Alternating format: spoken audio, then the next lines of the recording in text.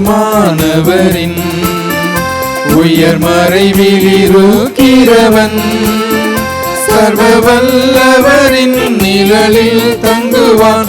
இது பரமசிலாக்கியமே.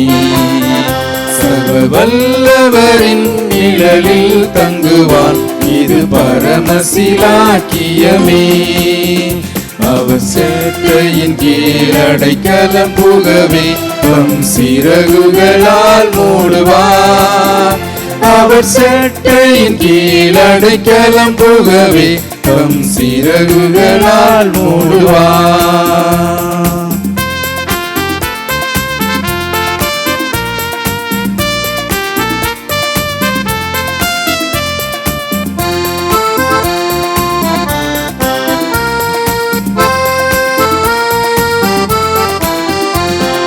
சிங்கத்தின் மேலும் நடந்து வலு சர்ப்பத்தையும் மிதிப்பார். அவர் நாமத்தை நீ முற்றும் நம்பினதால் உன்னை விடுவித்து காத்திடுவார். அவர் நாமத்தை நீ முற்றும் நம்பினதால் உன்னை விடுவித்து காத்திடுவார். அவர் சேட்டையின் கீழ் அடைக்கலம் புகவே தம் சிறகுகளால் மூடுவார். அவர் சேட்டையின் கீழ் அடைக்கலம் புகவே தம் சிறகுகளால் மூடுவார்.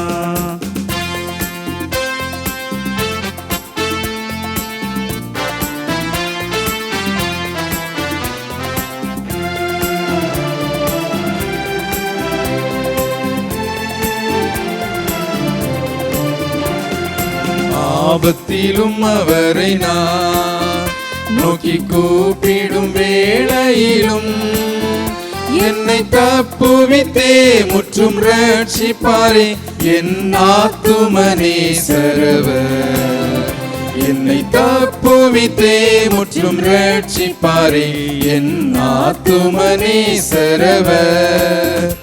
அவர் சேட்டையின் கீழ் அடைக்கலம் புகவே தம் சிறகுகளால் மூடுவார். அவர் சேட்டையின் கீழ் அடைக்கலம் புகவே தம் சிறகுகளால் மூடுவார்.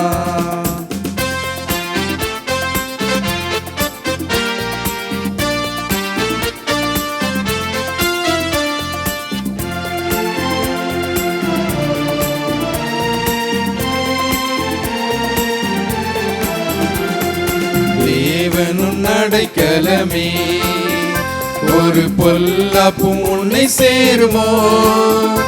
ஒரு வாதையும் உன் கூடாரத்தை அணுகாமலை காத்திடுவார். ஒரு வாதையும் உன் கூடாரத்தை அணுகாமலை காத்திடுவார்.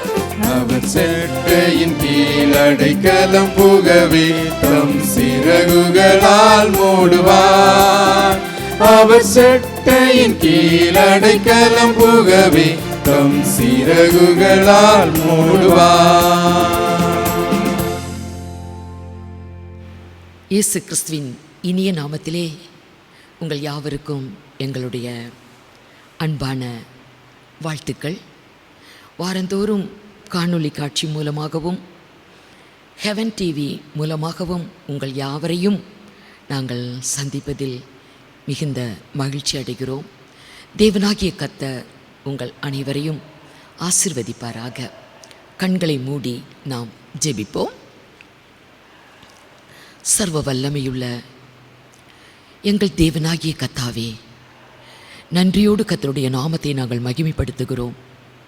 இந்த வேளையை எங்களுக்கு நீர் தந்தீர். கர்த்தருடைய ஆவியானவர் எங்களோடு நீர் இடைப்படுகிறீர். கர்த்தருடைய ஆவியானவர் கிரியை செய்கிறீர். பிதாவின் ஆவியானவர் எங்களிலிருந்து நீர் பேசுகிறீர். உமக்கே மகிமை. கர்த்தருடைய வார்த்தைகளை கேட்கிற தம்முடைய ஜனத்தை ஆசீர்வதிங்க.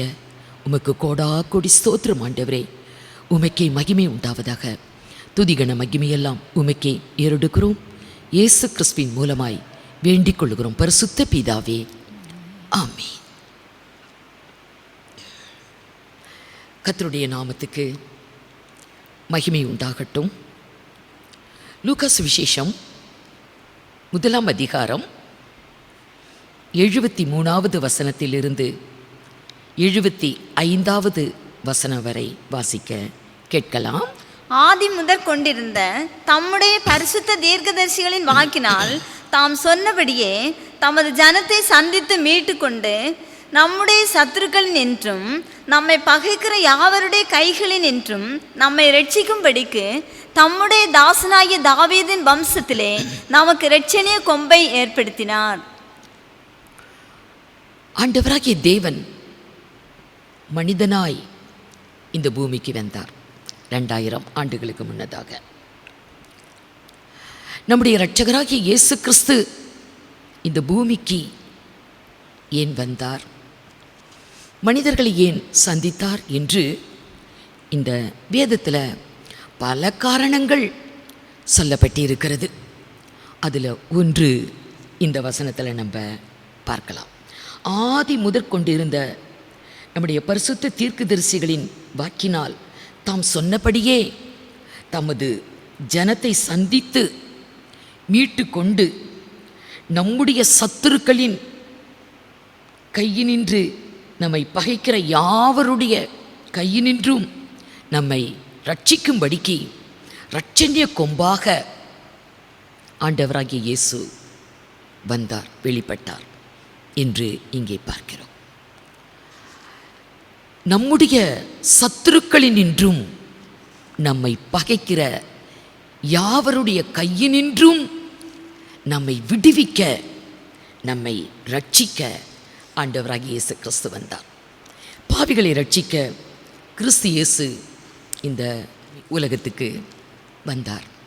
ரட்சிப்பு என்றாலே விடுதலை என்று தான் பொருள்.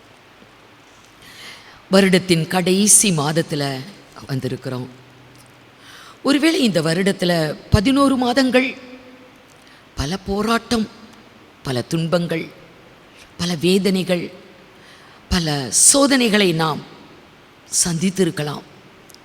சத்துருவினாலே பல பாடுகளும் துன்பங்களும் மனக்கலக்கங்களும் கவலைகளும் கண்ணீரும் கூட நம்முடைய வாழ்வின் அனுபவமாக இருக்கலாம். ஆனால் ஆண்டவராகிய இயேசு கிறிஸ்து எதற்காக வந்தார்? நம்முடைய சத்துருக்களினின்றும் நம்மை பகைக்கிற யாவருடைய கையினின்றும் நம்மை விடுவிக்கும்படி, நம்மை ரட்சிக்கும்படி இரட்சணிய கொம்பாக ஆண்டவராகிய இயேசு கிறிஸ்து இந்த பூமிக்கு வந்தார். இன்னைக்கு சத்துரு என்றால் உலகம் ஒரு சத்துரு தான், மனுஷர் மாம்சம் ஒரு சத்துரு தான், பிசாசு ஒரு சத்துரு தான். இவைகளால் உலகத்திலிருந்து மனிதர் மூலமாக, சாத்தான் மூலமாக எத்தனை எத்தனை துன்பங்கள் உலகத்தில் உண்டாகுது. எல்லாம் சத்துருவினால் வரக்கூடிய பல துன்பங்கள் தான், வேதனைகள் தான். ஆனால் ஆண்டவராகிய இயேசு கிறிஸ்து நமக்கு ப்ராமிஸ் பண்ணியிருக்கிறார், வாக்கு பண்ணியிருக்கிறார். நம்முடைய சீஷர்களுக்கு சொன்னது தான், நாமும் கர்த்தருடைய சீஷர்கள் தான். அவருடைய உபதேசத்தை ஏற்றுக்கொண்டு அவரை பின்பற்றுகிற எல்லாருமே அவருடைய சீஷர்கள் தான். நமக்கு தேவன் தந்த ஒரு அதிகாரம், இதோ சர்ப்பங்களையும் தேள்களையும் மிதிக்கவும் சத்துருவினுடைய சகல வல்லமையை மேற்கொள்ளவும் நான் உங்களுக்கு அதிகாரம் கொடுக்கிறேன், ஒன்றும் உங்களை சேதப்படுத்த மாட்டாது என்று கர்த்தர் ஒரு அதிகாரத்தை நமக்கு தந்திருக்கிறார். ஒன்றும் நம்மை மேற்கொள்ளுவதில்லை. லூக்கா சுவிசேஷம் 10 அதிகாரம் 19. இதோ சர்ப்பங்களையும் தேள்களையும் மிதிக்கவும், சர்ப்பங்களையும் தேள்களையும் மிதிக்கவும், சத்துருவினுடைய சகல வல்லமையையும் சத்துருவினுடைய மேற்கொள்ளவும் சகல வல்லமையும் மேற்கொள்ளவும் உங்களுக்கு அதிகாரம் கொடுக்கிறேன், அதிகாரம் கொடுக்கிறேன், ஒன்றும் உங்களை சேதப்படுத்த மாட்டாது. ஒன்றும் நம்மளை மேற்கொள்ளாது, நம்மை சேதப்படுத்தாது. சத்துரு என்று ஒன்று உலகத்தில் இருக்குது. ஆனால் கர்த்தர் சொன்னார், சத்துருவின் சகல வல்லமையையும் மேற்கொள்ள உங்களுக்கு அதிகாரம் கொடுக்கிறேன். நம்ம மேற்கொள்ள முடியும். ஒன்றும் நம்மளை மேற்கொள்ளாது. எவ்வளவோ சத்துருக்கள், ஆனால் எல்லா சத்துருவுமே கர்த்தருடைய பாதத்துக்கு கீழே தான். சகல சத்துருக்களையும் அவர் பாதப்படியாக்கி போடும் வரைக்கும் ஆளுகை செய்ய வேண்டியது. பரிகரிக்கப்படும் கடைசி சத்துரு மரணம் என்று வேதத்தில் சொல்லியிருக்குது. 1 கொரிந்தியர் 15ஆம் அதிகாரம் 24-25 வசனத்தில் பார்க்கும்போது சகல சத்துரு 25 எல்லா சத்துருக்களையும் தமது பாதத்திற்கு கீழாக்கி போடும் வரைக்கும் எல்லா சத்துருவுமே கர்த்தருடைய பாதத்துக்கு கீழே தான். ஏன்னா அவர் ஜெயித்தவர், உலகத்தை ஜெயித்தவர், மரணத்தை ஜெயித்தவர், பாதாளத்தை ஜெயித்தவர், சாத்தானின் தலையை நசிக்கிறவர், பிசாசினுடைய கிரியைகளை அழிக்கும்படிக்கு தான் தேவனுடைய குமாரன் வெளிப்பட்டார் என்று வேதம் சொல்லுகிறது. எல்லாத்தையும் ஜெயிச்சவர் அவர் நம்மோடு கூட இருக்கிறார். அவரை நாம் சொந்த இரட்சகராய் ஏற்றுக்கொண்டு அவரை நாம் ஆராதித்து கொண்டு இருக்கிறோம். ஆனால் நம்முடைய வாழ்க்கையில் சத்துருவினாலே சில போராட்டங்கள் நமக்கு வருது. சத்துருவினால் சில வியாதிகள், மரணத்துக்கு ஏதுவான வியாதிகள், சத்துருவினால் பல பலவீனங்கள், பல துன்பங்கள், சோதனைகள், இப்படியெல்லாம் சத்துருவினால் எத்தனையோ பிரச்சனைகள் நம்முடைய வாழ்க்கையில் வருகிறதை பார்க்கிறோம். ஏன் அப்படி வருது? கர்த்தர் சொன்னார், சத்துருவை நீ மேற்கொள்ளுவாய், சத்துரு உன்னைய மேற்கொள்ளாது, சத்துருவின் சகல வல்லமையும் மேற்கொள்ள உனக்கு அதிகாரம் கொடுக்கிறேன், ஒன்று உன்னை சேதப்படுத்தாது என்று கர்த்தர் வாக்கு பண்ணி இருக்கிறார். நம்மை மேற்கொள்ளுவதில்லை. ஏன்னா ஆண்டவர் சொன்னார், நான் உங்களுக்கு இன்றைக்கு சொல்லுகிற என்னுடைய கற்பனையை, என்னுடைய கட்டளையை கை கொள்ளும்படி நீ அதை கவனமாய் செவி கொடுத்து கேட்டா கீழே சொல்லப்படக்கூடிய ஆசீர்வாதங்கள் எல்லாம் உன்மேல் வந்து பலிக்கும் என்று உபாகமம் 28ஆம் அதிகாரம் 2ஆம் வசனத்தில் சொல்லுவார். அதில் அநேக ஆசீர்வாதங்கள் சொல்லப்பட்டு இருக்கும். அதில் ஒரு ஆசீர்வாதம் 7வது வசனம், உனக்கு விரோதமாய் எழும்பும் உன் சத்துருக்களை கர்த்தர் உனக்கு முன்பாக முறிய அடிக்கப்படும்படி ஒப்பு கொடுப்பார். ஒரு வழியாய் உனக்கு எதிராக புறப்பட்டு வருவார்கள், 7 வழியாய் உனக்கு முன்பாக ஓடி போவார்கள். சத்துரு நமக்கு இருக்கும், உலகத்தில் சத்துரு இருக்கும். ஒவ்வொருத்தருக்கும் ஒவ்வொரு விதமான சத்துருக்கள். உன் வீட்டாரே உனக்கு சத்துரு என்று வேதத்தில் பார்க்குறோம், சத்துருக்கள். ஆனால் கர்த்தர் சொல்லுகிறார், 2வது வசனத்தையும் வாசிங்க, 28:2, நீ உன் தேவனாகிய கர்த்தரின் சத்தத்துக்கு செவி கொடுக்கும் போது இப்பொழுது சொல்லப்படும் ஆசீர்வாதங்கள் எல்லாம் உன்மேல் வந்து உனக்கு பலிக்கும். இப்பொழுது சொல்லக்கூடிய ஆசீர்வாதங்கள் கர்த்தருடைய வார்த்தைக்கு செவி கொடுக்கும் போது நாம் கர்த்தருடைய வார்த்தையை கவனமாக கேட்கணும். ஆண்டவர் இந்த வேதத்துக்கு முக்கியத்துவம் கொடுத்திருக்கிறார் என்று ஏசாயா எழுதுவார். வேதத்துக்கு முக்கியத்துவம், அவருடைய சகல பிரசாபத்தை பார்க்கிலும் அவருடைய வார்த்தையை மகிமைப்படுத்தி இருக்கிறார். வேதம் ரொம்ப முக்கியம், சத்தியம் ரொம்ப முக்கியம். அதை காது கொடுத்து கவனமாக கேட்கணும். கேட்பதற்கு நம்ம தீவிரமாக இருக்கணும் தேவனுடைய வார்த்தைகளை. உலக காரியம், மற்ற காரியங்கள் என்றால் ரொம்ப கவனமாக கேட்குறோம், அது ஈஸியாக பதியவும் செய்யுது.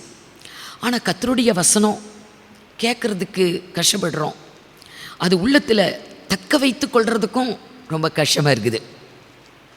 ஆனால் கர்த்தர் சொன்னார், நான் இன்றைக்கு உனக்கு நான் கொடுக்குற இந்த சத்தியத்தை, இந்த கற்பனையை, இந்த கட்டளையை நீ கவனமாக நீ கேளு, அதை கை கொள்ளும்படி அதை கவனமாய் நீ கேட்டால் கீழே சொல்லக்கூடிய ஆசீர்வாதங்கள் 14 வசனம் வரைக்கும், நம்ம உபாகமம் 28ஆம் அதிகாரம் 3ஆம் வசனத்திலிருந்து 14ஆம் வசனம் வரைக்கும் ஆசீர்வாதங்கள் சொல்லப்பட்டிருக்கும்.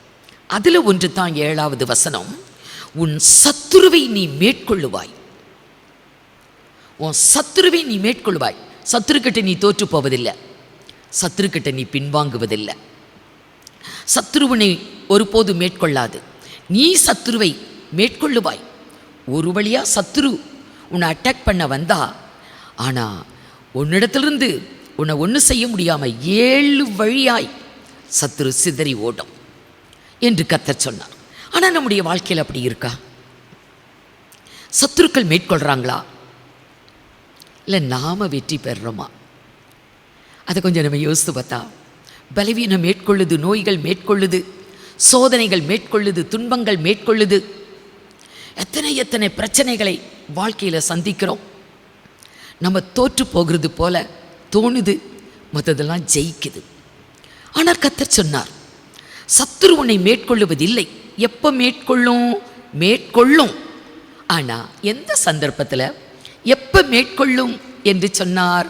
உபாகமம் 28ஆம் அதிகாரம் 25வது வசனம், உன் சத்துருக்களுக்கு முன்பாக நீ முறிய அடிக்கப்படும்படி. உன் சத்துருக்களுக்கு முன்பாக நீ முறியடிக்கப்படுவாய். உன் சத்துருக்களுக்கு முன்பாக முறியடிக்கப்படுவாய். அந்த சத்துருவுக்கு முன்னாடி நீ 7 வழியாக ஓடி போவ. அப்படி ஏன் சத்துரு எப்படி நம்மளை மேற்கொள்ளுது? 15வது வசனம், இன்று நான் உனக்கு விதிக்கிற உன் தேவனாகிய கர்த்தருடைய எல்லா கற்பனைகளின் படியையும் கட்டளைகளின் படியும் நடக்க கவனமாய் இருக்கிறதற்கு அவர் சத்தத்திற்கு செவி கொடாதே போவாயாகில் சத்துரு உன்னை மேற்கொள்ளும். இப்பொழுது சொல்லப்படக்கூடிய சாபம் பலிக்கும் என்று சொல்லப்பட்டிருக்கிறது. சத்துரு எப்போ மேற்கொள்ளும்? நாம் ஒழுங்காக செவி சாய்க்காதனால, கர்த்தருடைய வார்த்தைகளுக்கு செவி கொடாமல், அதை கை கொள்ளாமல், வேதத்தை அலட்சியப்படுத்தி மகத்துவத்தை நமக்கு எழுதி கொடுத்திருக்கிறார், அதை அந்நிய காரியமாய் எண்ணினார்களாம். நாமும் அப்படிதான். வேத புத்தகம் இருக்குது, கையில் இருக்குது, ஆனால் வேதத்தில் ஒன்றுமே தெரியாது. அதை கவனமாய் செவி கொடுத்து கேட்டு வாழ்க்கையில் அதை கை கொள்ள வேண்டும் என்றுதான் தேவன் நமக்கு வேதத்தை எழுதி கொடுத்திருக்கிறார். அதை கவனமாய் கேட்காத பட்சத்தில் சத்துரு நம்மளை மேற்கொள்ளும் என்று சொன்னார். ஆனால் கவனமாய் செவி சாய்ப்பாய், ஆனால் சத்துரு உன்னை மேற்கொள்ளுவதில்லை. அவன் ஒரு வழியாக உன்னிடத்தில் வந்தாலும் அவன் 7 வழியாக சிதறி ஓடுவான் என்று சொன்னான். ஆகவே சத்துருவை மேற்கொள்ள முடியும். ஆண்டவராகிய இயேசு கிறிஸ்து இந்த பூமியில் மனிதனாய் அவர் வந்தாரே, தேவன் மனிதனாய் வந்தார். உன் சத்துருவினின்றும் உன்னை பகைக்கிறவர்களுடைய கையினின்றும் உன்னை விடுவிக்க. ஆம், உலகத்தில் எத்தனையோ சத்துரு, ஒரு சத்துருவும் நம்மளை மேற்கொள்ளாது. தேவன் அதிலிருந்து நம்மை விடுவிக்க தான் மனித ரூபத்தில் மனித அவதாரம் எடுத்து மனிதனாகவே ஆண்டவராகிய இயேசு கிறிஸ்து இந்த பூமிக்கு வந்தார். தாவீது அவன் ஒரு தேவனுடைய மனுஷன், கர்த்தருடைய வார்த்தைக்கு கவனமாய் செவி சாய்க்கிற மனிதன், கர்த்தரை ரொம்ப நேசிப்பான், கர்த்தரை எப்பொழுதுமே பாடி துதித்து கர்த்தரை மகிமைப்படுத்தக்கூடிய ஒரு தேவ மனிதன். அவனோட வாழ்வில் அவனுக்கும் சத்துருக்கள் இருந்தார்கள், அதிகமான சத்துருக்கள், அதிகமான யுத்தங்கள் அவனுடைய வாழ்க்கையில் நடந்திருக்குது. அவன் சொன்னான், என்னை காட்டிலும் பலத்த பயங்கரமான சத்துருக்கள் எனக்கு எதிராக வந்தாங்க, ஆனால் கர்த்தர் எனக்கு துணை செய்தார், அதை மேற்கொள்ள கிருபை செய்தார். சங்கீதம் 18:17 என்னிலும் அதிக பலவான்களாய் இருந்த என் பலத்த சத்துருவுக்கும் என்னை பகைக்கிறவர்களுக்கும் என்னை விடுவித்தார். அவனுக்கு நிறைய சத்துருக்கள், இவனை விட பலசாலிங்க, தாவீதை விட பலசாலியான பலத்த சத்துருக்கள் அவனுக்கு எதிராக வந்தாங்க. ஆனால் கர்த்தர் அவற்றில் எல்லாம் மேற்கொள்ளும்படி, சத்துருவை மேற்கொள்ளும்படி ஆண்டவர் தாவீதுக்கு கிருபை செய்தார். அப்படிதான் நம்முடைய வாழ்விலும் தாவீதை காட்டிலும் பலவான்களாயிருந்த சத்துருக்கள், கோலியாத் என்பவனை இவன் எதிர்த்து போனான், கர்த்தருடைய நாமத்தில் வெற்றி பெற்றான். அந்த ராட்சத பிறவியான கோலியாத்து ஒருவன் மாத்திரமல்ல, அவனைப் போல இன்னும் 4 ராட்சத பிறவிகள் இவனை எதிர்கொண்டு வந்தாங்க. தாவீதை கொலை செய்ய வேண்டும் என்று இந்த ராட்சத பிறவியான கோலியாத்தை போலவே இன்னும் ஒரு 4 பேர், அதனால தான் என்னை காட்டிலும் பலவான்களாயிருந்த சத்துருக்கள் என்று 18ஆம் சங்கீதத்தில் எழுதுவான்.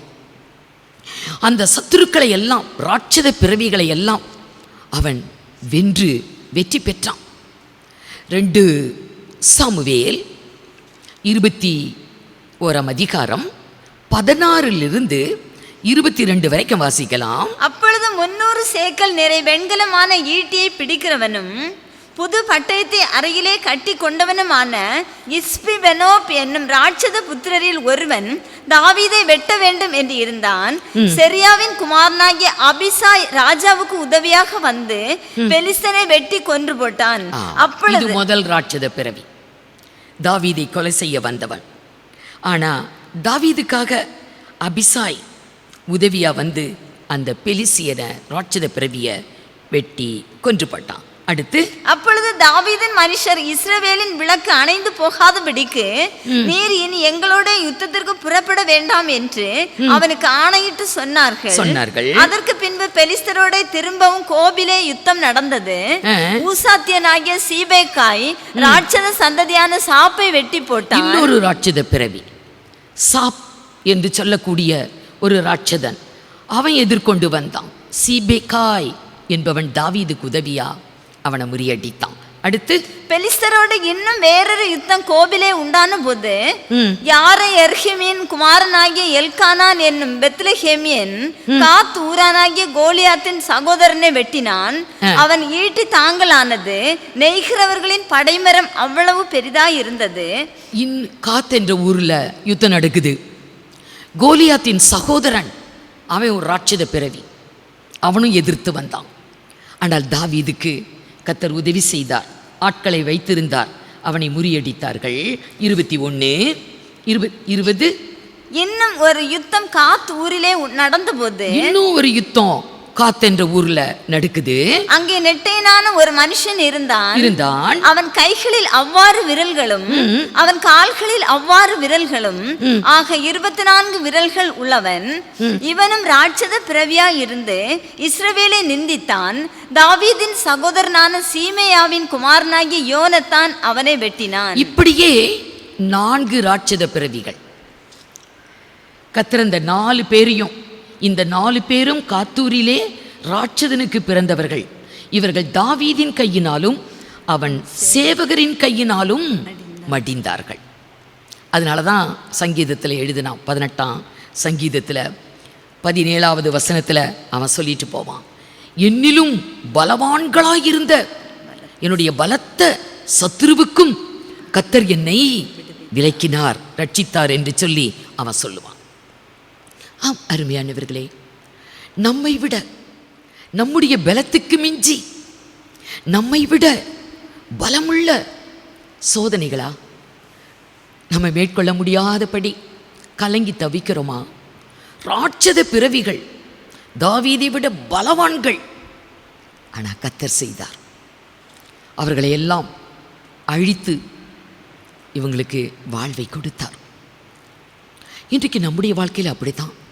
பலத்துக்கு மிஞ்சி சோதனைகள், பிரச்சனைகள், வேதனைகள், சத்துருக்களால், பலவிதமான சத்துருக்களால் நம்ம சோதிக்கப்படுறோமா? நம்ம நினச்சிக்கணும், ஆண்டவராகிய இயேசு கிறிஸ்து ஏன் பூமிக்கு வந்தார்? எதற்கு வந்தார்? நம்முடைய சத்துருக்களினின்றும் நம்மை பகைக்கிறவர்களுடைய கையினின்றும் நம்மை விடுவிக்க அவர் இரட்சண்ய கொம்பாக தாவீதின் வம்சத்தில், அவர் தாவீதின் குடும்பத்தில் பிறந்தார். நமக்காக இந்த பூமிக்கு கர்த்தர் வந்தார். ஆகவே சத்துருக்களை நாம் மேற்கொள்ள முடியும். சத்துருவின் சகல வல்லமையும் மேற்கொள்ள உங்களுக்கு அதிகாரம் கொடுக்கிறேன், ஒன்றும் உங்களை சேதப்படுத்த மாட்டாது என்று கர்த்தர் சொல்லி இருக்கிறார். ஆகவே அவருடைய வார்த்தைகளை பற்றிக்கொள்ள வேண்டும். அவருடைய வார்த்தைகளை நாம் விசுவாசித்து அதை நாம் உறுதியாய் வைத்துக்கொள்ள வேண்டும். அதை அவரிடத்தில் அறிக்கையிடணும். கர்த்தர் கொடுத்த அதிகாரங்களை, கர்த்தர் கொடுத்த வார்த்தைகளை அப்பொழுது சத்துரு வெட்கப்பட்டு போவான். வாழ்விலே நாம் ஜெயம் பெறுவோம். இஸ்ரவேல் ஜனங்களுக்கு ஒவ்வொரு காலகட்டத்திலையும் ஒவ்வொரு சத்துருக்கள் இருக்க தான் செய்கிறாங்க. இன்றைக்கும் இஸ்ரவேலருக்கு அவர்கள் தேசத்தை சுற்றிலும் இருக்கிற எல்லா நாடுகளுமே சத்துருக்கள் என்று தான் சொல்ல முடியும். போன பதிவில் நம்ம பார்த்தது போல அகாஸ்வேரு ராஜாவின் காலத்தில் யூதர்களுக்கு சத்துரு ஆமான் இருந்தான். மரணத்துக்கு ஏதுவான சோதனை யூதர்களுக்கு வந்தது. மரணம் என்பதும் ஒரு சத்துரு தான். கொரிந்தியரில் பார்த்தோம் 15வது அதிகாரத்தில் 26வது வசனம், பரிகரிக்கப்படும் கடைசி சத்துரு மரணம். மரணம் என்பதும் ஒரு சத்துரு தான். மரணத்துக்கு ஏதுவான வியாதி, மரணத்துக்கு ஏதுவான பலவீனங்கள், மரணத்துக்கு ஏதுவான சில துன்பங்கள், மரணத்துக்கு ஏதுவான சில உபத்திரவங்கள். ஒரு மனிதனுடைய வாழ்க்கையில் சில உபத்திரவங்கள் வரும் பொழுது அவன் மரித்து போய் விடுகிறான், தற்கொலை பண்ணிக்கிறான். மரணத்துக்கு ஏதுவான இதெல்லாம் சத்துருக்கள். சத்துரு யூதர்களுக்கு சத்துரு ஆமான். அவன் ஒரு சதி திட்டம் தீட்டி யூதர்களை கொன்று அழிக்க வேண்டும் என்று இருந்தான். ஆனால் சத்துரு மேற்கொள்ளுவதில்லை. சத்துருவின் சகல வல்லமையும் மேற்கொள்ளுவதற்கு தேவன் தம்முடைய பிள்ளைகளுக்கு கிருபை அளித்திருக்கிறார். அவருடைய வார்த்தைக்கு செவிசாய்க்கும் போது சத்துரு உன்னை மேற்கொள்ளுவதில்லை என்று வேதத்தில் எழுதப்பட்டிருக்கிறது. ஆமானுடைய சதித்திட்டங்கள் ஒன்றும் இல்லாமல் போனது. கர்த்தரவர்களுக்கு வெற்றி கொடுத்ததை வேதத்தில் நம்ம பார்க்கலாம். எஸ்தர் 9ஆம் அதிகாரம் 24வது வசனம், 9:24. அம்மெதத்தாவின் குமாரனாகிய ஆமான் என்னும் ஆகாகியன் யூதருக்கெல்லாம் சத்துருவாய் இருந்து யூதரை சங்கரிக்க நினைத்து அவர்களை அழிக்கவும் நிர்மூலமாக்கவும் பூர் என்னப்பட்ட சீட்டை போடுவித்தான். ஆனாலும் எஸ்தர் ராஜ சமூகத்தில் போய் யூதருக்கு விரோதமாய் அவன் நினைத்த அவனுடைய பொல்லாத யோசனை அவனுடைய தலையின் மேல் திரும்பும்படி கட்டளை பிறப்பித்ததினாலே அவனையும் அவன் குமாரரையும் மரத்திலே தூக்கி போட்டார்கள். சத்துரு அழிந்தான். இவனுடைய தந்திரமான யோசனையினாலே பூர் என்ற ஒரு சீட்டு அவன் முன்னிலையில் நடத்தப்படுகிறது. அந்த சீட்டு 12ஆம் மாதத்துக்கு 13ஆம் தேதியில் விழுகுது. இதன் காரணம் நமக்கு தெரியும், சரித்திரம் நமக்கு தெரியும். மொர்தேகாய் என்ற ஒரு யூதன் இவனை வணங்கல, நமஸ்கரிக்கல. இந்த ஒரு காரணத்தினால அவன் மொர்தேகாயை மாத்திரம் அழிக்கிறதுல என்ன இருக்குது? அவனுடைய வம்சத்தையே அழிக்க வேண்டும். தன்னுடைய அதிகாரத்தை பயன்படுத்தி, அவனுக்கு அதிகார பலம், பணபலம், எல்லா பலமும் இருக்குது, ராஜாவுடைய சப்போர்ட் இருக்குது. ஆகவே இதை நிறைவேற்றலாம் என்று அவன் தீர்மானித்தான். யூதர்களை அழிக்க தீர்மானித்தான். ஆனால் 12ஆம் மாதம் காரியம் மாறுதலாய் முடிகிறது. அதற்கு காரணம் இவங்க உபவாசிக்கிறாங்க. கர்த்தருடைய சமூகத்தில் ஜனங்கள் எல்லாரும் 4ஆம் அதிகாரம் 3வது வசனம், ராஜாவின் உத்தரவும் அவனுடைய கட்டளையும் போய் சேர்ந்த ஒவ்வொரு நாட்டிலும் ஸ்தலத்திலும் உள்ள யூதருக்குள்ளே மகா துக்கமும் உபவாசமும் அழுகையும் புலம்பலும் உண்டாய் அநேக ரெட்டுடுத்தி சாம்பலில் கிடந்தார்கள். யூதர்கள் எல்லாரும் மகா துக்கத்தோடு, புலம்பலோடு, அழுகையோடு, உபவாசத்தோடு ரெட்டுடுத்தி சாம்பல்ல இருக்கிறாங்க. எஸ்தர் ராஜாத்தி இதை அறிந்து அவ மொர்தேகாய்க்கு செய்தி அனுப்புவா. எல்லா யூதர்களும் 3 நாட்கள் அல்லும் பகலும் உபவாசிங்க. நானும் என் தாதிமார்களும் உபவாசித்து ராஜாவுடைய கட்டளையை மீறி ராஜாவிடத்தில் பிரவேசித்து நம் ஜனத்துக்காக நான் பேசுவேன். கர்த்தர் அங்கே பெரிய காரியத்தை கட்டளையிட்டார்.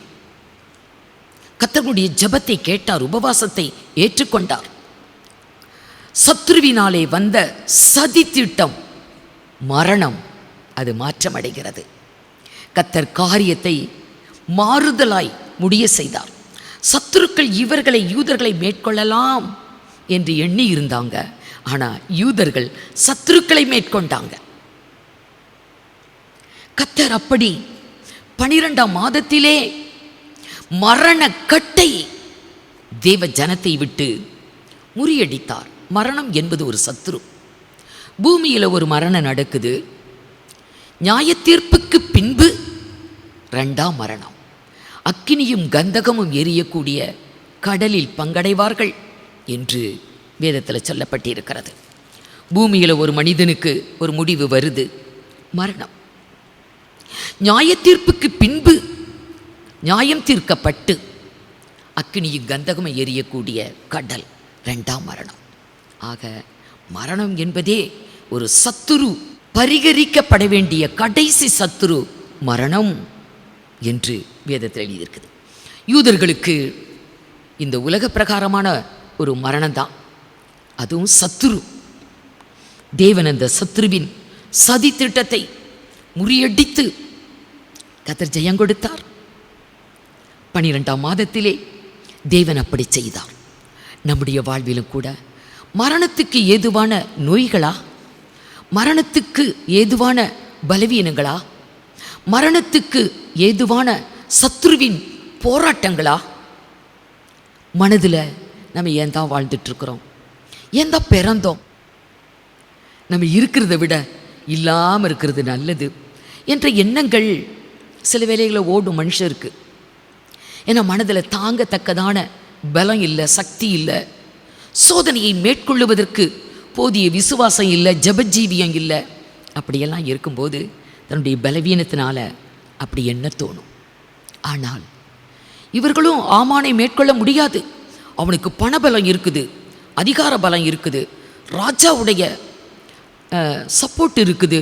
இவங்களால் ஒன்றும் மேற்கொள்ள முடியாது.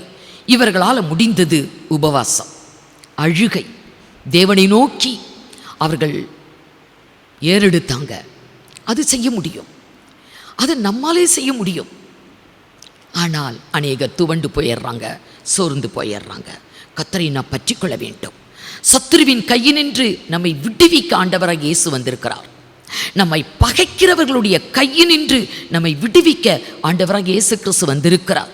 ஆகவே அந்த கர்த்தரை நாம் பற்றி கொள்ள வேண்டும். இந்த 12ஆம் மாதத்தில் கர்த்தர் நம்முடைய வாழ்விலும் வெற்றி, விடுதலை, ஆசீர்வாதங்களை கர்த்தர் கொடுக்க வல்லவர். நாம் விசுவாசித்தால் அது நம்முடைய வாழ்வில் நடக்கும். நம்ம விசுவாசிக்கும் பொழுது அது நம்முடைய வாழ்வில் கட்டாயமே நிறைவேறும். இன்னும் மரணத்துக்கு ஏதுவான வியாதி. ஒரு பெண் இருந்தா 11 வருடங்கள் பெரிய பாடு, பெரிய துன்பம், பெரும் வேதனை. இந்த வேதனையிலே பல வைத்தியர்களை, பல ட்ரீட்மெண்ட் எடுத்தும் அவளுக்கு சுகம் கிடைக்கல. வைத்தியர்களால் அவஸ்தைப்பட்டாலாம். மார்க்கு சுவிசேஷம் 5ஆம் அதிகாரம் 26 28 வரைக்கும். மார்க்கு 5ஆம் அதிகாரம் 26 அப்பொழுது 12 வருஷமாய் பெரும்பாடுள்ள ஒரு ஸ்திரீ அநேக வைத்தியர்களால் மிகவும் வருத்தப்பட்டு தனக்கு உண்டானவைகளை எல்லாம் செலவழித்தும் சற்றாகிலும்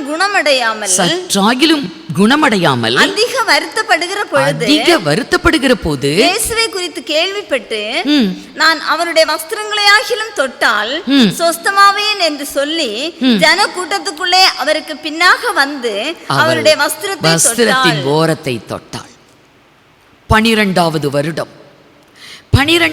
வருடம் அவருடைய வாழ்வில் 11 வருடம் அனுபவித்த துன்பங்கள், பாடுகள், வேதனைகள், கலக்கங்கள் முடிவடைகிறது.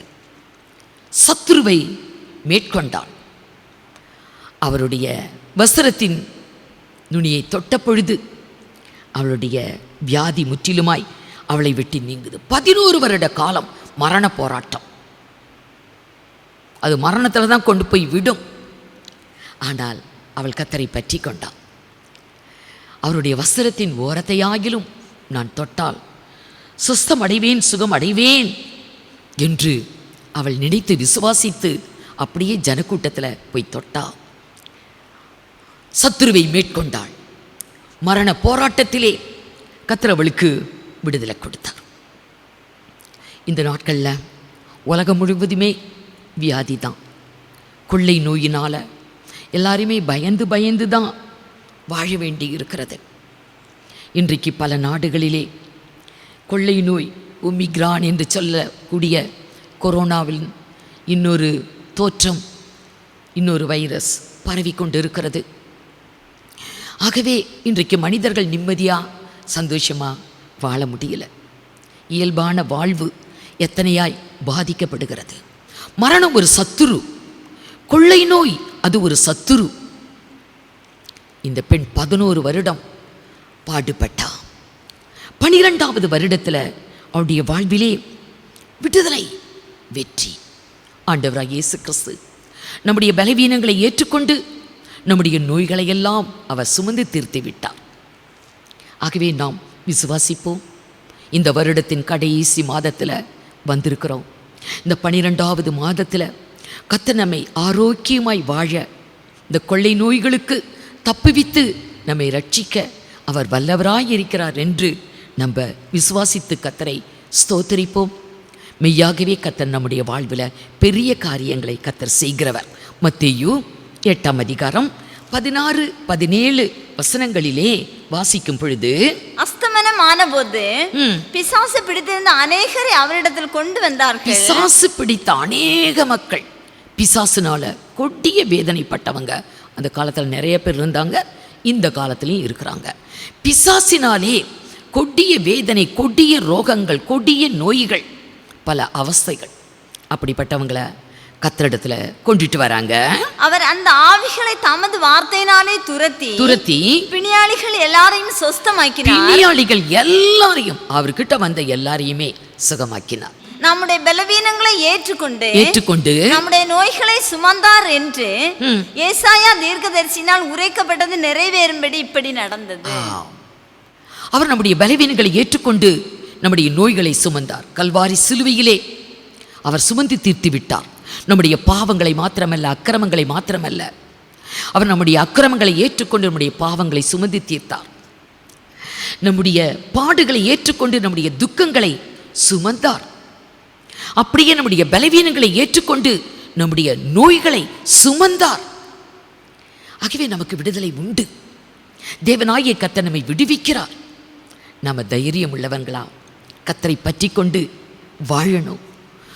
அந்த பெண்ணுக்கு 12வது வருடத்தில் விடுதலை கிடைத்தது போல இந்த 12வது மாதத்தில் கர்த்தர் நம்மை நோயினின்றும் பேயினின்றும் கர்த்தர் நம்மை விடுவிக்க வல்லவர். சத்துருவின் சகல போராட்டத்திலே கர்த்தர் நமக்கு ஜெயம் கொடுக்க வல்லவர். நாம் விசுவாசிப்போம், கர்த்தரை நாம் நம்புவோம். கர்த்தர் நம்மை விடுவிக்கிற தேவன். ஏனென்றால் அவர் தழும்புகளால், அவருடைய தழும்புகளால் நம்மை குணமாக்குகிறார். இயேசு கிறிஸ்துவின் காயத்தின் தழும்புகள் நம்மை குணப்படுத்துகிறது. பேதுரு தன்னுடைய நிருபத்தில் எழுதும்போது 1 பேதுரு 2ஆம் அதிகாரம் 24வது வசனத்தில் அவர் சொல்லுவார், நாம் பாவங்களுக்கு செத்து நீதிக்கு பிழைத்திருக்கும் படிக்கு அவர் தாமே தமது சரீரத்திலே நம்முடைய பாவங்களை சிலுவையின் மேல் சுமந்தார். அவருடைய தழும்புகளால் நாம் குணமாகிறோம். கர்த்தருடைய தழும்புகளை நம்ம விசுவாசிப்போம். அவருடைய காயங்கள், அவருடைய சரீரத்தில் வந்த காயங்கள் எல்லாம் நம்முடைய பாவங்களே. நம்முடைய அக்கிரமத்தின் நிமித்தம், நம்முடைய பாவத்தின் நிமித்தம், நம்முடைய மீறுதல்கள் நிமித்தம் அவர் காயப்பட்டார். அந்த காயத்தின் தழும்புகள் நமக்கு ஆரோக்கியம் கொடுக்கிறது, நம்மை குணப்படுத்துகிறது. நமக்கு சமாதானத்தை உண்டு பண்ணும் ஆக்கினை அவர் மேல் வந்தது. அவருடைய தழும்புகளால் குணமாகிறோம் என்று ஏசாயா தன்னுடைய புஸ்தகத்தில் எழுதுகிறதை பார்க்கிறோம். ஆகவே கர்த்தர் நம்மை குணப்படுத்துகிறார். சத்ருவினால் வரக்கூடிய வியாதியா, பலவீனமா, சத்ருவினால் வரக்கூடிய போராட்டங்களா? கர்த்தர் சொன்னார், சத்ருவின் சகல வல்லமையும் மேற்கொள்ள உனக்கு அதிகாரம் கொடுக்கிறேன். ஒன்றும் உன்னை சேதப்படுத்தாது, ஒரு சேதமும் வராது. ஏன்னா கர்த்தர் வந்த நோக்கம் சத்ருவின் நின்று நமக்கு விடுதலை கொடுக்க, நம்மை பகைக்கிறவர்களுடைய கையினின்று நமக்கு விடுதலை கொடுக்க. இதற்காக ஆண்டவராகிய இயேசு கிறிஸ்து பூமிக்கு வந்தார். ஆகவே மரணம் என்ற ஒரு சத்துரு யூதர்கள் வென்றாங்க, இந்த ஸ்திரீ ஜெயிச்சாங்க. அப்படியே ஒரு சிறு பெண்ணை பார்க்கலாம். ஜெப ஆலய தலைவன் யவிரு என்று சொல்லக்கூடிய ஜெப ஆலய தலைவனுடைய ஒரே மகள், அவளுக்கு 12 வயது. 12 வயதிலே அவளுக்கு ஒரு மரணக்கட்டு நோயினால் அவஸ்தைப்பட்டுக்கிட்டு இருக்கிறான். ஜெப ஆலய தலைவன் ஆண்டவராகிய இயேசுவை தன்னுடைய வீட்டுக்கு அழைச்சிட்டு போகிறதுக்காக அவன் ஆண்டவரிடத்தில் வந்து, என் மகளுக்கு இப்படி சுகவீனம், நீங்கள் வந்து ஜெபிக்கணும் என்று அவர்கிட்ட பேசிக்கிட்டு இருக்கும்போதே திரள் கூட்ட ஜனங்கள், இந்த 12 வருடமாய் இருந்த நோயினால் பாடுபட்ட பெண்பன், இதெல்லாம் அந்த சந்தர்ப்பத்தில். ஆகவே ஜனங்களெல்லாம் வந்ததுனால அவர் இன்னும் அழைச்சிட்டு போக முடியல. 8ஆம் அதிகாரம் லூக்கா 41-42. அப்பொழுது ஜெபாலை தலைவனாகி யவீரு என்னும் பேருள்ள ஒருவன் வந்து இயேசுவின் பாதத்தில் விழுந்து 12 வயதுள்ள தன்னுடைய ஒரே குமாரத்தி மரண அவஸ்தையா இருந்தபடியால் தன் வீட்டிற்கு வரும்படி அவரை வேண்டிக் கொண்டான். அவர் போகையில் திரளான ஜனங்கள் சூழ்ந்ததுனால அவரு கொஞ்சம் டைம் இடைப்படுது.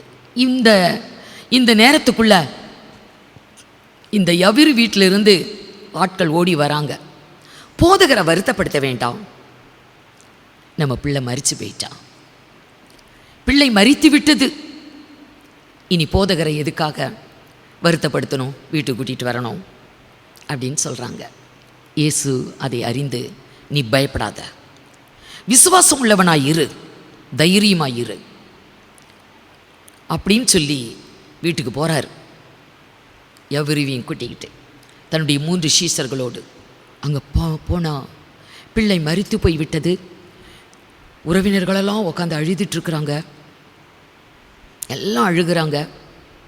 கர்த்தர் அங்கே போய் சொன்னார், பிள்ளை இன்னும் மரிக்கவில்லை, அவளுடைய உயிர் அவளுக்குள்ளே தான் இருக்குது என்று சொன்னபோது, மரித்தது எல்லாருக்கும் நல்லா தெரிஞ்சதுனால நகைத்தார்கள் என்று வேதத்தில் சொல்லியிருக்குது.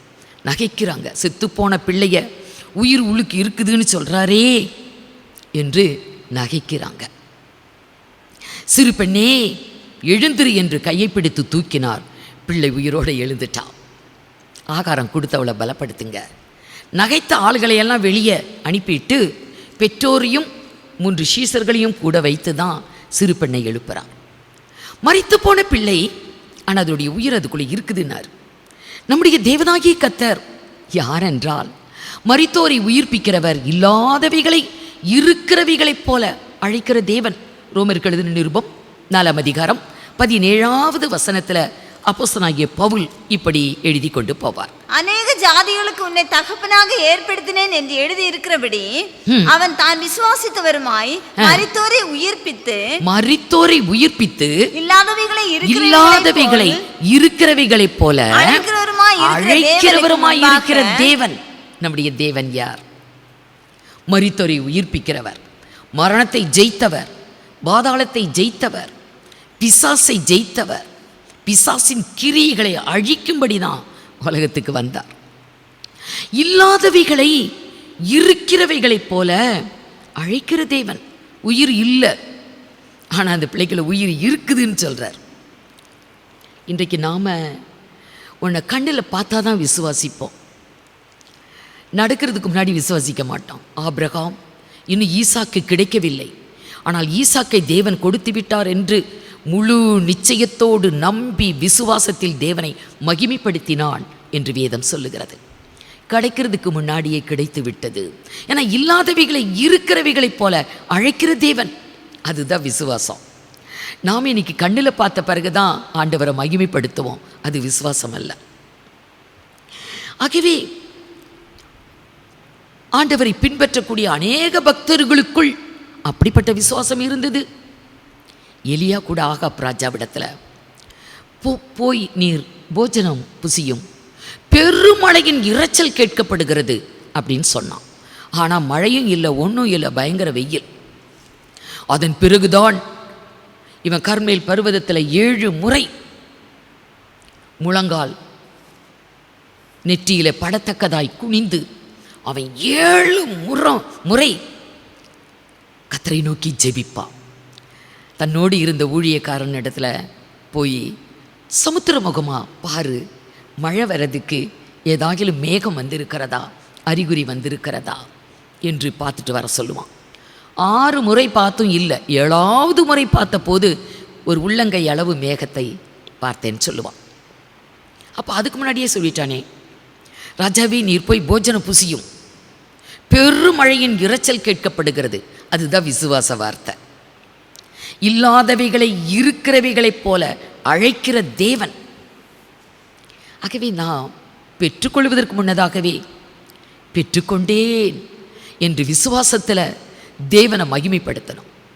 நமக்கு ஒரு வியாதியா பலவீனமா, கர்த்தர் என்னை சுகப்படுத்தி விட்டார், கர்த்தர் என்னை பலப்படுத்தி விட்டார், எனக்கு பலன் கொடுத்து விட்டார் என்று அறிக்கையிட்டு நம்ம ஆண்டவரை மகிமைப்படுத்தும் போது அந்த விசுவாசத்தை தேவன் கனப்படுத்துவார்.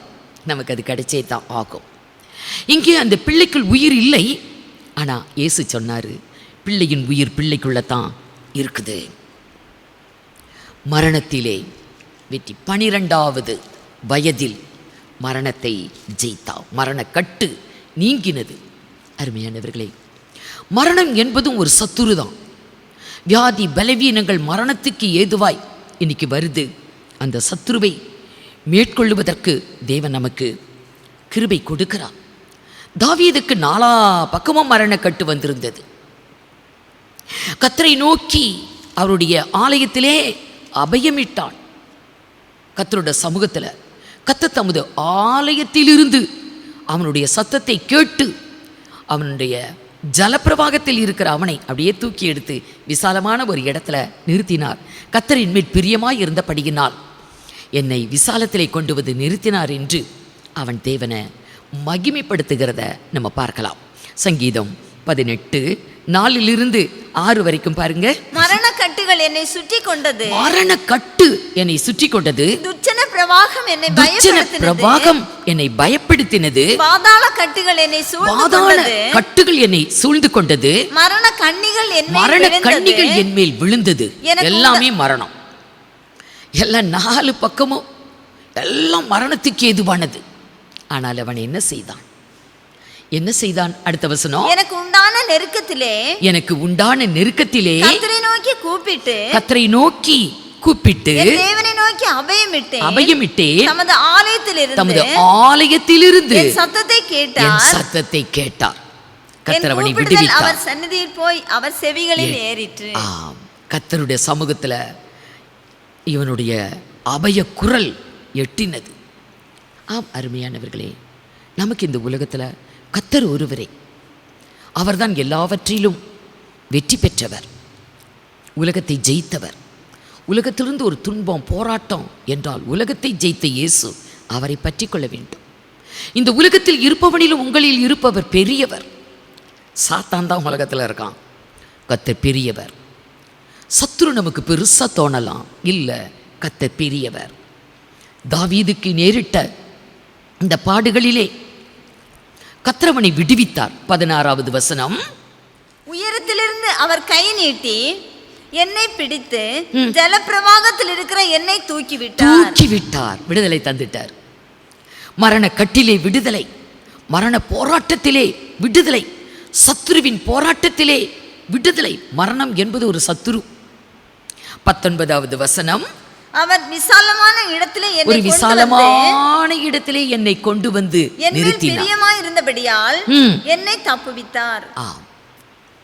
ஆண்டவராகிய இயேசு கிறிஸ்து நம் பொருட்டு இந்த பூமிக்கு வந்தார். நம்முடைய சகல சத்துரு அனைத்தையும் அவர் சிலுவையில அறைந்தார். தன்னுடைய சொந்த சரீரத்திலே எல்லாவற்றையும் ஏற்றுக்கொண்டு சிலுவையிலே சுமந்து தீர்த்தார்.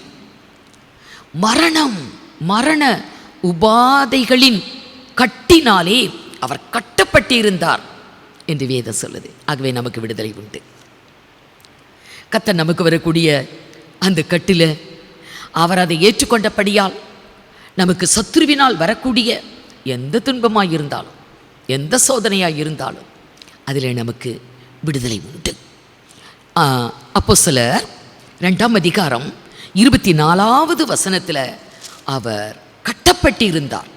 எப்படி கட்டப்பட்டிருந்தார்? தேவன் அவருடைய மரண உபாதிகளின் கட்டு, ஆண்டவராகிய இயேசுவின் சரீரத்தில் மரண உபாதிகளின் கட்டு. ஏன்னா சர்வலோகத்தின் பாவம் அவர் மீது சுமத்தப்பட்டு இருக்கிறது. இந்த உலகத்தில் இருக்கிற எல்லா நோய்களையும் அவர் ஏற்றுக்கொண்டார். மனிதனுக்கு இருக்கக்கூடிய பலவீனங்கள், நோய்கள் எல்லாத்தையும் அவர் ஏற்றுக்கொண்டார். எல்லாமே மரணத்துக்கு ஏதுவானது. ஆகவே மரண உபாதிகளின் கட்டினாலே அவர் கட்டப்பட்டிருந்தார். பிதா அந்த கட்டுகளை அவிழ்த்தார். அவர் நீடித்து அவர் கட்டப்பட்டிருக்கவில்லை, கட்டப்பட்டிருக்க முடியாது. கல்வாரி சிலுவையிலே அவர் ஜெயம் சிறந்தார். எல்லாவற்றையும் அவர் ஜெயித்தார். துரைத்தனங்களையும் அதிகாரங்களையும் உரிந்து கொண்டு வெளியரங்கமான கோலமாக்கி அவைகளின் மேல் சிலுவையிலே வெற்றி சிறந்தார் என்று வேதத்தில் சொல்லப்பட்டிருக்கிறது. ஆம், ஜெயம் சிறந்த இயேசு கிறிஸ்து நம்மோடு உண்டு. கர்த்தர் நம்மோடு கூட இருக்கிறார். இதோ இந்த உலகத்தின் முடிவு பரியந்தம் சகல நாட்களிலும் நான் உங்களோடு கூட இருக்கிறேன் என்று சொன்ன கர்த்தர் நம்மோடு கூட இருக்கிறார். இன்றைக்கு கொள்ளை நோய்கள் ஒன்று போக ஒன்று உலகத்தை ஆட்டி படைத்து கொண்டு இருக்கிறது. இன்றைக்கு இப்படிப்பட்ட வாதிகளா, வியாதிகளா, சத்துருவின் சகலவிதமான தந்திர செயல்களா, எல்லாவற்றிலும் நமக்கு விடுதலை கொடுக்க ஆண்டவராகிய இயேசு இந்த பூமிக்கு வந்தார். நம்மை பகைக்கக்கூடிய எல்லாருடைய கையினின்றும் சத்துருவினின்றும் நமக்கு விடுதலை கொடுக்க, ரட்சிப்பை அருள ஆண்டவராகிய இயேசு அவர் இரட்சண்ய கொம்பாக வெளிப்பட்டார். ஆகவே நாம் கர்த்தரை பற்றி கொள்வோம். 12ஆம் மாதத்திலே நாம் வந்திருக்கிறோம். 12 என்பது இந்த வேத புத்தகத்தில் அநேக காரியங்களுக்கு பயன்படுத்தப்பட்டு இருக்கிறது. ஆகவே இந்த மாதத்திலும் கூட, வருடத்தின் கடைசி மாதம், நம்முடைய வாழ்விலும் கூட இந்த கடைசி மாதத்திலே, வருடத்தின் இந்த கடைசி மாதத்தில் பிரச்சனைகளுக்கு ஒரு கடைசியா, துன்பங்களுக்கும் ஒரு முடிவா, எல்லா விதமான உபத்திரவங்களுக்கும் ஒரு முடிவா காணப்படலாம். நாம் கர்த்தரை விசுவாசிப்போம். நம் தேவனாகிய கர்த்தர் அப்படியே நமக்கு செய்ய அவர் வல்லவராய் இருக்கிறார். தேவனாகிய கர்த்தர் உங்கள் யாவரையும் ஆசீர்வதிப்பாராக. கர்த்தருக்கே மகிமை உண்டாகட்டும். கண்களை மூடி நாம் ஜெபிப்போம். அன்பும் கருணை நிறைந்த கர்த்தாவே, நன்றியோடு கர்த்தருடைய நாமத்தை மகிமைப்படுத்துகிறோம். இந்த 2021வது வருடத்தை கர்த்தர் எங்களுக்கு தந்து இந்த 12 மாத காலம் எங்களை எத்தனை நேர்த்தியாய் வழிநடத்தி கொண்டிருக்கிறீரப்பா. உம்முடைய வழி நடத்துதல் எங்களுக்கு மிகவும் ஆச்சரியமாயிருக்கிறது. எத்தனையோ மக்கள் தங்களுடைய ஓட்டத்தை ஓடி முடித்து விட்டார்கள் ஆண்டவரே. பாதியிலே ஓட்டம் முடிந்து போய்விட்டது. நாங்கள் தகுதியற்றவர்கள். நாங்கள் எவ்விதத்திலும் கர்த்தாவே நாங்கள் தகுதி உள்ளவர்கள் அல்ல. ஆகிலும் உம்முடைய அன்பு, அளவில்லாத அன்பு எங்கள் மீது நீர் ஊற்றி எங்களுக்கு கர்த்தாவே இந்த நாட்களை, இந்த வருடத்தை முடிக்கத்தக்கதான கிருபையை தந்திருக்கிறீர். கர்த்தருக்கு மகிமை உண்டாகட்டும். இயேசுவே உமக்கு ஸ்தோத்திரம். கர்த்தாவே உமக்கே ஸ்தோத்திரம், ஸ்தோத்திரம், ஸ்தோத்திரம். சத்துருவாகிய சாத்தானுடைய சகல கிரியைகளை அழிக்கும்படிக்கு வந்த இயேசு கிறிஸ்து எங்களுடைய வாழ்விலும் எல்லா போராட்டத்திலும் கர்த்தர் எங்களுக்கு ஜெயம் கொடுக்கிறீர், விடுதலை கொடுக்கிறீர். நாங்கள் வேண்டிக் கொள்வதற்கும் நினைப்பதற்கும் மிக அதிகமாய் நீர் எங்களுக்கு செய்கிறபடியால் மகிமை ஆண்டவரே, உமக்கு மகிமை. இயேசுவுடைய வார்த்தையை கேட்ட தம்முடைய பிள்ளைகளை ஆசீர்வதிங்க. இயேசுவே, நீர் அவருடைய வாழ்விலே போராட்டங்கள் எதுவோ, துன்பங்கள் எதுவோ, பிரச்சனைகள் எதுவோ, வேதனைகள் எதுவோ, கஷ்டங்கள் எதுவோ, அவர்களுடைய கண்ணீரை துடைத்து கவலைகளை நீக்கி நீர் எல்லாவற்றிலும் ஜெயம் தாங்க. சத்துருவினால் போராட்டம் ஒருவேளை காணப்படலாம். சத்துருவின் தந்திர வலைக்குள் அகப்பட்டு இருக்கலாம். கர்த்தாவே, நீர் எங்களை விடுவிக்க வந்தவர், ரட்சிக்க வந்தவர். யாவரையும் விடுவித்து ஆசீர்வதிங்க. உமக்கு மகிமை ஆண்டவரே. இயேசுவின் மரணத்துக்கு ஏதுவான வியாதிகள், பலவீனங்கள் ஒருவேளை சரீரத்தை ஆட்டி படைத்துக் கொண்டிருக்கலாம். கர்த்தர் அனைவரையும் விடுவித்து ஆசீர்வதிக்கும்படியாய் உம்மிடத்தில் ஜெபிக்கிறேன். உமக்கே மகிமை உண்டாகட்டும், மகிமை உண்டாகட்டும். கர்த்தருடைய நாமத்துக்கு ஸ்தோத்திரம். புதிய வருடத்தை ஆண்டவரே அனைவருக்கும் தாங்க. புதிதாக 12 மாதத்தை நீர் எங்களுக்கு கூட்டிக் கொடுக்க போகிறீர். உமக்கு ஸ்தோத்திரம். அதை பெற்றுக்கொள்ள எங்களை தகுதிப்படுத்தும், ஆசீர்வதியும், வழிநடத்தும். உமக்கே மகிமை உண்டாகட்டும். ஸ்தோத்திரம் ஆண்டவரே, உமக்கே ஸ்தோத்திரம். துதி கன மகிமையெல்லாம் கேறெடுக்கிறோம். இயேசு கிறிஸ்துவின் மூலமாய் வேண்டிக் கொள்கிறோம் பரிசுத்த பிதாவே, ஆமீன். என் ஆத்மாவே கர்த்தரை ஸ்தோத்ரி, என் முழு உள்ளமேருடைய பரிசுத்த நாமத்தை ஸ்தோத்ரி. என் ஆத்மாவே கர்த்தரை ஸ்தோத்ரி, அவர் செய்த சகல உபகாரங்களையும் மறவாதே. ஆமீன்.